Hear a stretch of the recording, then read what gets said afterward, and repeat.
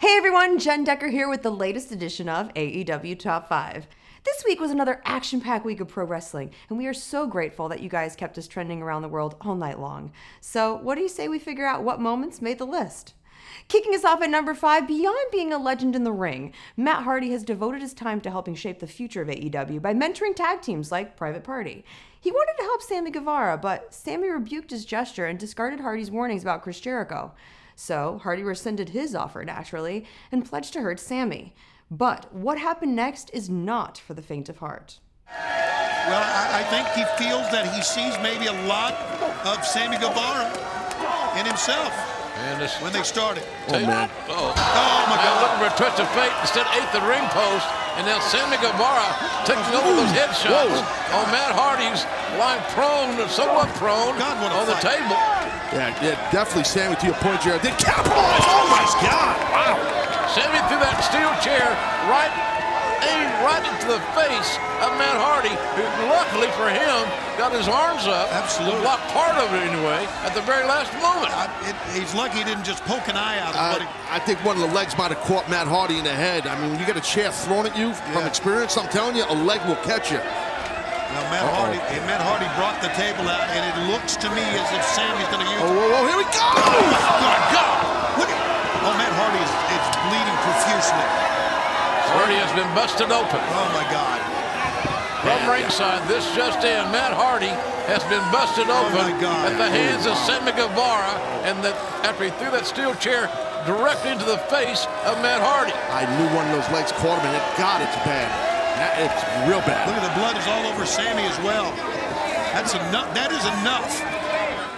Moving along to number 4, the campaign trail for MJF was still rolling this past Wednesday as he gears up for his title match against Jon Moxley at All Out. Of course, that was if Moxley didn't lose to Darby Allin, who competed later that night. One would think Max would be busy enough, making buttons and kissing babies and whatever it is you do to win a campaign of his. But instead, he stopped by Darby and Moxley's title match to not only pay a visit to the current champion, but maybe lend a hand in his demise. I think Moxley got the worst side of this coin. Yeah, I agree, JR. He ain't getting up, man. He's absolutely. getting legs. What the hell is this about?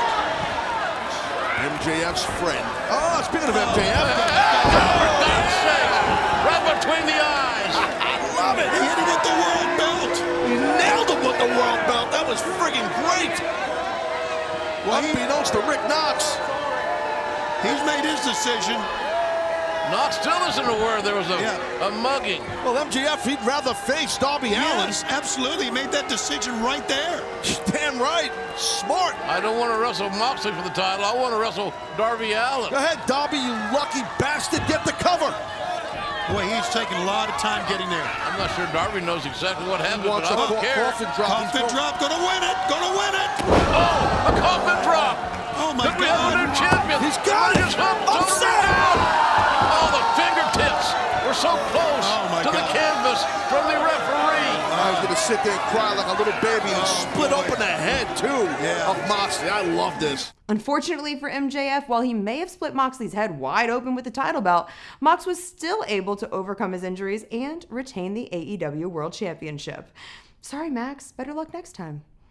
Last week, Matt Cardona made waves across the wrestling world when he came to his friend Cody's aid and made his debut here at AEW. The notoriously always ready one was dominant in his first showing in ring action when he and Cody faced off against John Silver and Alex Reynolds of the Dark Order. And you guys voted him your number 3 moment of the week. And he's a wrestling fan at heart. He's looking for an opportunity. And here you are. Yes, sir. AEW, this is where the opportunities arise more frequently than anywhere else. He is locked in right now like a caged animal. He came out here to help Cody and take apart Silver and Reynolds. Reynolds is in trouble here. Double underhook. Sit out powerbomb. Here we go. Oh! Wow, that's shoulder shot. Yeah, sure. Watch Cody, though. What's Cody got in mind right here? Yeah, does he have enough, though, to do something here? Yeah, look at There's that. the momentum. Watch out. Here comes Cody. Watch out. Cody Cutter right there. Beautiful Cody Cutter. Yeah, but he's hurt here, too. Yeah, no, you're right, Tony. You're right. Yeah, he is hurt. Bravely, Cody mustered some offense, but he's banged up. So it looks like Cardona's got to do this on his own. And look at the Dark Order. Here comes a German. Great continuity. Jackknife coming. Dark Order's having a hell of a night here. You think about what their win in the first bout here and what they're doing here tonight.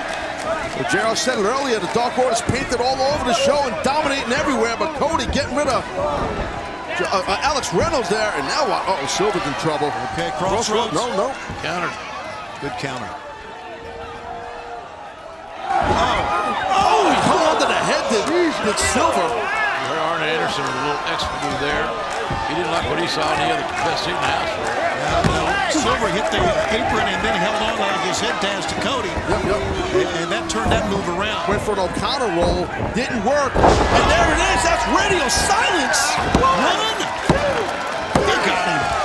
Cardona scores with what brought him to the dance here. The team of Cody and Matt Cardona. Cardona calls that radio silence, just completely silence your opponent. Excellent stuff. Well, they earned this win. They earned it. That's what great athletes do. Congratulations to the Strong Island native on his very first AEW win. I'm sure there's many more where that came from. Coming in at number 2, fresh off their hard-fought loss to best friends, Santana and Ortiz were in no mood to be messed with. The two headed out to the parking lot outside Daly's place, sledgehammer, Madball-loaded sock in hand, maybe some spray paint, and they proceeded to go to town on Trent's mom's minivan. You want to see some real? Oh, that's Santana. He's got the Madball. Oh! And Ortiz, he's got a sledgehammer. What in the hell? They're trying to destroy the Phantas. Santana swinging for the fences on that windshield. Ortiz gets the sledgehammer back. This is a direct message to Trent and Chuck. Poor Sue's minivan. Oh, Ortiz is going to break every bit of glass on this vehicle. Santana and Ortiz, they just won't stop. But somebody needs to stop them.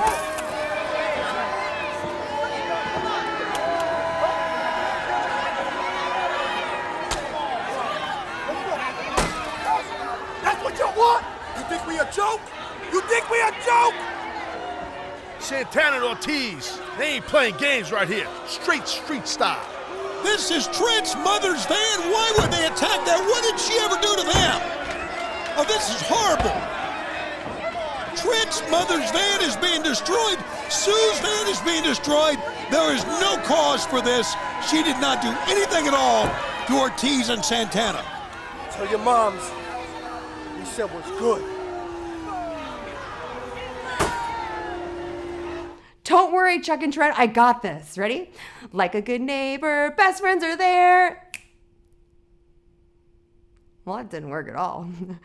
Anyway, Chuck and Trent were none too pleased when they came across the wreckage that was what's left of Sue's minivan. You guys can do whatever you want to us. We don't care. Throw a chair at our heads, hit us with your little socks, but you do not touch my mom's van.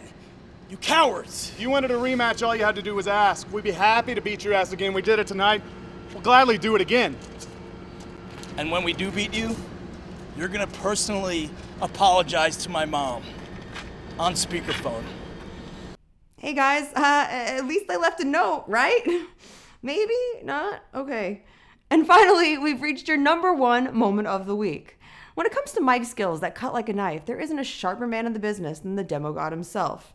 But when Chris Jericho challenged Orange Cassidy to a debate this past Wednesday night ahead of their match next week with a mystery moderator, I won't lie, my danger alarms went off. Because let's keep it real, Orange Cassidy, while captivating in the ring, isn't exactly a man of many words. Well, it turns out, maybe we just weren't asking the right questions. I stand here in a $10,000 suit looking like $1 million. You stand there in a filthy denim jacket that smells like old salami, Drakkar Noir, and batteries. You make me sick. Eric. All right then, Mr. Cassidy, your response, please. I don't have to wait for 3 minutes for his response. Nothing. All right, let's move this along. I'm sure this one's going to really register here with Mr. Cassidy, but global sea levels have been rising over the past century, and the rate has increased in recent decades. What are your thoughts on this very serious global situation? What? Bishop, what are you talking about? That's got nothing to do with this situation. Next question. Mr. Cassidy?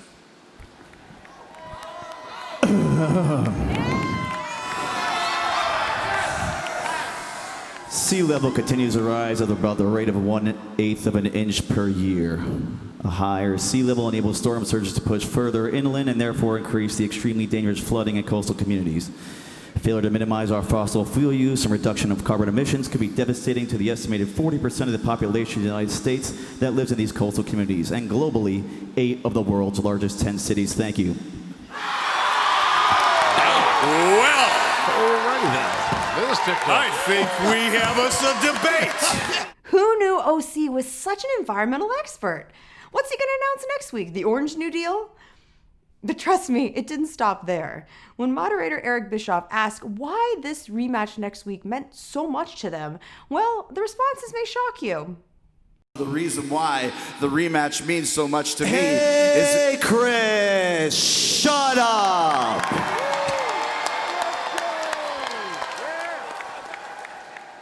Shut up. Chris, I know what you're doing here. I know what this is. I mean, you scheduled a debate against a guy who doesn't talk. It's pretty smart. You're just trying to embarrass me, right? Yeah, I am. Try to embarrass me with all this? Mm-hmm. I'm not embarrassed, Chris. I don't care. I don't care about you, but I do care about next week. See, I care about that match. I do. I mean, it's the biggest match of my life. Yeah, right it is. It's also the biggest match of your life too, Chris. Really? Can you imagine, Chris? I mean, you're Chris Jericho, man. You've done it all. All the things that we can Google later. But I'm telling you right now, Chris, what if this? What if Chris Jericho loses to the guy that puts his hands in his pockets?